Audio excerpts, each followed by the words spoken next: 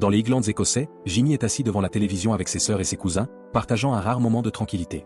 Soudain, une sirène déchire le silence extérieur, hurlant comme un présage funeste.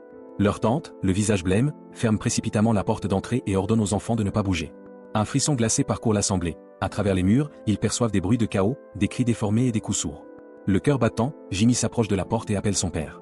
Mais à peine a-t-il prononcé son nom que la porte se met à trembler violemment, comme sous l'assaut d'une force inhumaine. Dans un fracas, l'entrée est enfoncée et une horde de créatures aux yeux vides et à la peau livide, connues sous le nom des « infectés », envahit la pièce. Ils se jettent sur les filles avec une rapidité terrifiante, les dévorant vivantes, sans même remarquer Jimmy tapis derrière la porte entrouverte.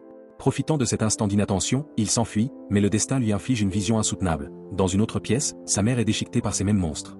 Pris de panique, il court à travers la maison, ne voyant que visages familiers se tordre et se déformer alors que ses proches se transforment lentement en infectés. Par miracle, il parvient à sortir du bâtiment, mais dehors l'attend une rue grouillante d'autres infectés. C'est alors qu'il se précipite vers l'église, espérant y retrouver son père et obtenir de l'aide. Hélas, le prêtre qu'il rencontre ne partage pas sa peur. Dans ses yeux illuminés, ce carnage est une délivrance. Pour lui, c'est le jour du jugement. Il tend à Jimmy une croix en or et l'exhorte à garder la foi. À cet instant, des infectés fracassent les vitraux, envahissant l'église. Jimmy prend la fuite, mais son père, persuadé de recevoir le salut, reste sur place. En quelques secondes, la horde le submerge et s'étend se plante dans sa chair, le condamnant à devenir l'un d'eux. Ce désastre est l'œuvre du virus de la rage, que l'Europe continentale a réussi à repousser, confinant l'épidémie au Royaume-Uni, désormais isolé du monde et réduit à un désert où seuls les plus forts survivent. 28 ans après l'explosion initiale de l'infection, une petite communauté s'est réfugiée sur l'île de Lindisfarne, protégée de la terre ferme par une chaussée submersible. Ce matin, un jeune garçon nommé Spike s'apprête à vivre un rite de passage, apprendre à tuer son premier infecté. Dans la cuisine, son père Jem prépare le petit déjeuner, mais il est interrompu par un bruit dans la chambre. Sa femme malade, Isa, vient de tomber. Tous deux se précipitent, et Isa, en entendant que Spike doit partir s'entraîner aujourd'hui, panique. La discussion s'envenime brièvement, mais elle finit par se calmer, le regard vide. Elle souffre en permanence de perte de mémoire et de confusion, ne comprenant la moitié du temps ni où elle est ni ce qui se passe. Pendant ce temps, dans la cuisine, Spike retrouve Sam, qui lui tend un arc flambant neuf. Il quitte le village sous les encouragements des habitants, chacun lui souhaitant bonne chance. Aux portes de la ville, Jenny lui rappelle la règle absolue. Quiconque sort peut revenir, mais si quelqu'un ne rentre pas, personne ne partira le chercher. Trop de vies ont déjà été perdues à tenter des sauvetages. Spike et Jem franchissent alors la chaussée à marée basse, avançant vers la terre ferme. Sur le chemin, Jem raconte des histoires du passé, et Spike peine à croire qu'autrefois des gens pouvaient vivre si loin de la mer. Ils traversent un pont et pénètrent dans une forêt, restant attentifs au moindre bruit suspect. Bientôt, ils aperçoivent un infecté rampant au sol, un oiseau perché sur son dos. Lorsque la créature s'arrête pour avaler des vers, Spike arme son arc et décoche une flèche qui s'enfonce dans son cou, l'abattant net. Un second infecté les surprend par derrière, mais Jem l'élimine d'une flèche précise. Le vacarme attire d'autres créatures, Jem en tue encore une, puis Spike l'implore de laisser partir la dernière. Jem accepte, fier de voir son fils faire preuve de discernement, bien que le garçon soit troublé d'avoir ôté une vie. En poursuivant leur route à travers la forêt, ils admirent quelques animaux sauvages avant de tomber sur une maison abandonnée. À l'intérieur, un infecté est suspendu tête en bas, un sac sur la tête et des lettres gravées dans le dos. Jem en déduit que quelqu'un l'a capturé alors qu'il était encore humain et l'a laissé ainsi comme appât. Désormais, il est contaminé, et Jem demande à Spike de l'achever. Mais la créature se débat, et Spike est paralysé par la peur. L'infecté finit par se libérer, déclenchant un tir réflexe du garçon, une flèche dans le crâne met fin à ses jours. Ils reprennent leur marche et découvrent un animal à moitié dévoré. Spike lève les yeux et aperçoit sa tête et sa colonne vertébrale fichées dans un arbre. Pour la première fois, Jem pâlit, seul un infecté alpha pourrait accomplir cela. Il presse son fils d'accélérer et de rester silencieux. Lorsqu'ils atteignent une clairière, ils tombent face à une horde menée par l'alpha. La fuite vers la forêt s'engage, les infectés à leur trousse. Même en pleine course, Jem continue d'instruire Spike, lui expliquant comment tirer en mouvement et viser les points vitaux, le cœur et la tête. Ils regagnent la maison abandonnée, abattant chaque infecté qui les poursuit, et cherchent un abri. Finalement, ils trouvent l'accès au grenier, s'y s'en hâtent et referment l'ouverture juste avant que les créatures ne puissent les repérer. Dans l'obscurité étouffante, seul leur souffle précipité rompt le silence, tandis qu'au dehors, la menace gronde encore. Les heures passent et Jem et Spike restent tapis dans le grenier, scrutant l'extérieur par une fissure, observant l'alpha qui rôde sans relâche autour de la maison abandonnée. Jem explique d'une voix basse et grave que les alphas sont plus grands, plus rapides et infiniment plus intelligents que les infectés ordinaires, et qu'il faudrait un trop grand nombre de flèches pour espérer les abattre. Or, leurs carquois sont vides. Pour l'instant, il ne leur reste qu'une option, attendre, économiser leur souffle et leur énergie. Spike, recroquevillé contre un mur poussiéreux, se sent coupable d'avoir raté plusieurs tirs et d'avoir été trop effrayé pour tirer plus vite. Jem, d'un ton rassurant, lui assure qu'il a été remarquable pour sa première sortie. Au milieu de la nuit, un mince rayon de lumière traverse l'obscurité, une silhouette tient une lampe.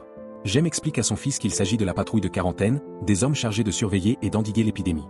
À l'opposé, un feu lointain attire l'œil curieux de Spike, mais Jem change aussitôt de sujet, comme s'il voulait éviter le sujet à tout prix. Lorsque Spike s'endort enfin, il est assailli par un cauchemar étrange. Il voit sa mère se noyer dans des structures qui tremblent et s'effondrent. Jem le secoue violemment, ce n'est pas un rêve, la maison elle-même tremble. Le toit craque, les murs se fissurent, et père et fils fuient à toute vitesse, échappant de justesse à l'effondrement complet de la bâtisse. Sachant que le vacarme attirera les infectés, ils s'élancent vers l'île, leurs pas éclaboussant l'eau froide. La marée haute recouvre déjà la chaussée, mais l'eau n'est pas encore trop profonde pour empêcher le passage.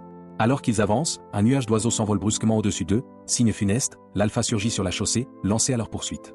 Spike glisse à plusieurs reprises sur les pierres humides, mais Jem le rattrape toujours à temps, et tous deux parviennent à regagner la rive. Jem hurle et siffle pour alerter les gardes postés à la porte. Les projecteurs s'allument, illuminant la silhouette monstrueuse. Une volée de flèches pleut sur l'alpha, le faisant vaciller.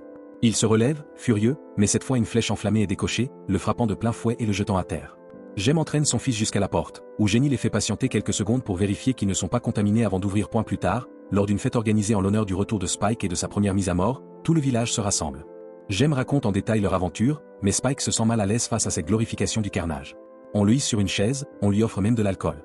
Submergé par l'émotion, il sort précipitamment pour vomir, en levant les yeux, aperçoit Jem en train de se faufiler dans l'ombre avec une autre femme. Le cœur brisé, Spike rentre trouver Sam, qui veille sur Isla endormie. Après avoir narré une partie de sa journée, il interroge Sam sur le feu qu'il a vu la veille. Sam pense que cela vient du docteur Kelson et précise que Jem refuse d'en parler, mais n'en dit pas plus. Au matin, Isla se réveille avec une migraine violente et demande des médicaments. Spike, désemparé, ignore où en trouver. Quand Jem rentre, Spike ne supporte pas de le regarder et quitte la pièce. Finalement, il revient pour lui demander pourquoi Kelson n'a pas été consulté pour Isla. Jem raconte que le docteur a sombré dans la folie depuis longtemps et évoque la dernière visite, 15 ans plus tôt, un groupe de cueilleurs, dont lui-même, avait découvert des milliers de corps parfaitement alignés autour d'un grand brasier. Kelson les avait transportés jusqu'au feu, puis avait salué le groupe, les poussant à fuir, terrifiés. Spike insiste, Isa a besoin d'aide, et il confronte son père sur son infidélité. Jem, à bout, le gifle avant de regretter immédiatement son geste. Spike monte rejoindre sa mère, mais lorsque Jem tente de le suivre, il le menace d'un couteau. Jem le désarme sans mal, puis lui rend l'arme pour éviter d'aggraver la tension. Peu après, Spike met le feu à une grange et alerte les gardes, prétendant qu'il faut toute l'aide possible pour éteindre l'incendie. Profitant que les adultes soient partis, il prend Isla et quitte l'île par la chaussée. Isla panique en réalisant où elle se trouve et appelle Jem et son père, mais Spike la rassure, un médecin pourra la soigner. Après une longue marche, il trouve un bâtiment pour passer la nuit. Isla, lassée de surveiller, réveille Spike pour raconter des souvenirs d'avant l'épidémie, affirmant qu'il ressemble beaucoup à son père. Peu à peu, elle commence à l'appeler « Papa ». Spike l'encourage à dormir et prend le premier tour de garde, mais finit par s'assoupir. Un infecté pénètre alors dans le bâtiment, s'approche pour mordiller ses lacets avant de les recracher, déçu. Il se penche vers son visage pour le mordre, mais quelqu'un le tire violemment en arrière. Spike croit rêver, jusqu'à ce qu'il aperçoive le cadavre de l'infecté. Isa affirme ne rien savoir, mais un flash révèle qu'elle lui a fracassé le crâne contre une statue. Pendant ce temps, un groupe de soldats est pris en chasse par une horde d'infectés. Les balles manquent, plusieurs sont blessés, et bientôt les créatures les rattrapent, mordant et transformant leurs camarades. Les survivants abattent leurs propres frères d'armes, et seuls 3 parviennent à s'échapper. Dans un tunnel, un alpha surgit, arrache la tête et la colonne vertébrale d'un soldat avant d'assommer un autre avec ce macabre trophée. Le dernier tire sur les infectés et fuit. De leur côté, Isla et Spike poursuivent leur route. Les délires d'Isla s'intensifient, devant une vieille statue, elle parle longuement à Spike en croyant s'adresser à son père. Un saignement de nez attire un infecté, que Spike abat d'une flèche. Quelques gouttes de sang éclaboussent le front d'Isla, et il se précipite pour les essuyer. D'autres infectés surgissent, forçant le duo à fuir jusqu'à une station-service. La porte résiste, mais ils finissent par entrer. L'air est saturé de vapeur, rendant chaque respiration pénible. Les créatures les suivent et les acculent dans un cul-de-sac. Soudain, une trappe au plafond s'ouvre, un soldat nommé Eric leur ordonne de se cacher. Il ouvre le feu et les étincelles provoquent une explosion gigantesque qui embrase tous les infectés. Quand les flammes s'éteignent, Spike et Isla ressortent indemnes. Eric les rejoint, leur demande où ils vont, puis décide de les accompagner, prenant même Isla dans ses bras pour poursuivre la route. Après plusieurs heures de marche, le petit groupe s'arrête enfin pour reprendre son souffle et partager quelques pommes cueillies en chemin. Eric, visiblement épuisé, sort un objet rectangulaire et brillant, un téléphone portable. Il tente de capter un signal, mais l'écran affiche obstinément « pas de réseau » et la batterie clignote dangereusement. Spike, intrigué, n'a jamais vu un tel appareil auparavant. Amusé, Eric lui explique son fonctionnement, lui montre comment on peut appeler, envoyer des messages, et lui fait défiler les rares photos qui lui restent, dont une de sa petite amie. Spike, découvrant en même temps le concept de la chirurgie esthétique, trouve la femme étrange, presque irréelle.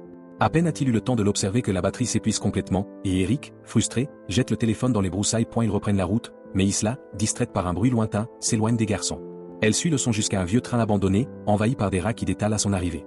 Dans l'un des wagons sombres, elle tombe sur une vision inattendue, une femme infectée, visiblement enceinte, haletante et sur la défensive. Isla lève les mains, montrant qu'elle ne lui veut aucun mal, et finit par s'approcher doucement pour l'aider à accoucher. Peu après, Spike et Eric arrivent. Sous les directives précises d'Isla, Spike coupe le cordon ombilical avec un couteau bien aiguisé, puis nettoie le nouveau-né avec de l'eau puisée dans une gourde. La mère infectée pousse alors un rugissement et avance vers eux, mais Eric, sans hésitation, tire une balle en pleine tête qui la tue sur le coup. Il se tourne aussitôt vers le bébé, affirmant qu'il faut l'éliminer également pour éviter tout risque de contamination. Spike et Isla, après un examen attentif, assurent que l'enfant est humain et sain. Eric refuse de les croire et s'apprête à tirer quand, soudain, une main monstrueuse traverse le plafond, la grippe et le tire brutalement hors du wagon. L'assaillant bondit à l'intérieur, c'est un alpha. Dans son autre main, il tient la tête d'Eric. Apercevant le cadavre de la mère infectée, la créature pousse un hurlement de rage et se lance à la poursuite du trio. Il s'enfuit à travers le train, Spike décochant flèche après flèche pour ralentir la bête, même si les projectiles n'infligent que peu de dégâts. Il saute hors du wagon, mais l'alpha les imite et continue la chasse. C'est alors qu'une fléchette anesthésiante frappe la créature en plein cou, l'endormant instantanément. Un homme à l'allure singulière apparaît, le docteur Kelson. Vêtu de plusieurs couches de tissu imbibé d'iode, qu'il affirme être une protection contre le virus, il ramasse la tête d'Eric et appelle l'alpha Samson, précisant qu'ils cohabitent dans la région depuis 3 ans, tout en gardant leur distance. Spike le supplie d'aider sa mère malade. Kelson accepte et les conduit jusqu'à son temple d'os, une macabre construction érigée en hommage aux morts, faite de milliers d'ossements assemblés en piliers et de crânes empilés en une tour. Il explique utiliser indifféremment les restes d'humains et d'infectés, qu'il considère comme très proches. Il jette la tête d'Eric au feu, gratte la chair calcinée jusqu'à ce que le crâne soit nu, puis demande à Spike de l'ajouter à la tour. Après avoir entendu l'histoire de l'enfant, Kelson déduit que le placenta l'a protégé de l'infection. Il examine Isla et, après divers tests, annonce qu'elle souffre d'un cancer en phase terminale. Effondrée, Isla se met à pleurer tandis que Spike, ignorant la gravité de la maladie, s'énerve, croyant qu'il suffirait de voler des médicaments pour la guérir. Elle l'apaise doucement, avouant qu'elle suspectait déjà cette issue depuis un moment. Hors de sa vue, elle fait signe à Kelson qu'elle accepte une délivrance douce. Le docteur lui parle alors des concepts de memento mori et memento amori, se souvenir de mourir en amour, au bon moment. Isa confie le bébé à Spike avant de suivre Kelson dans la forêt, où il abrège ses souffrances. Spike reste seul, revivant dans sa tête les souvenirs heureux avec sa mère. Kelson revient avec son crâne soigneusement nettoyé. Spike, après avoir confié le nourrisson au docteur, escalade la tour d'ossement et place le crâne d'Isla tout en haut. Au moment où le soleil se lève point à matin, Samson réapparaît, courant à travers le champ. Kelson pousse Spike et le bébé dans une fosse secrète conçue comme abri. L'alpha, hurlant, tente d'arracher la couverture en bois, mais finit par s'éloigner. Le répit est de courte durée. Samson revient et fracasse la protection, agrippant Kelson et le secouant violemment avant de l'étrangler. Spike, réactif, saisit l'une des seringues sédatives du docteur et la plante dans le bras du monstre, qui s'écroule aussitôt, sauvant ainsi Kelson. Peu après, Spike reprend seul le chemin vers la ville, portant le bébé dans un panier. Il la baptise Isla et laisse un mot à l'attention de Jenny devant la porte. Il y explique qu'il ne veut pas être retrouvé, assure que Kelson n'est pas fou et que l'enfant est sain. En lisant la lettre, Jem, bouleversé, se précipite hors de la ville pour retrouver son fils, mais la marée haute l'en empêche. 28 jours plus tard, Spike erre sur le continent, vivant de sa chasse. Lorsqu'un infecté s'approche, il l'abat d'une seule flèche. D'autres approchent, le forçant à fuir jusqu'à un mur de roche. Un seul affecté le suit et meurt sous sa lame. Soudain, un cri de surprise le fait se retourner. C'est Jimmy, plus âgé, portant toujours la croix de son père. Impressionné par ses compétences, Jimmy révèle qu'il a sa propre équipe. Alors qu'une nouvelle vague d'infectés surgit, ils sautent ensemble du mur et combattent côte à côte, éliminant toutes les créatures en quelques minutes.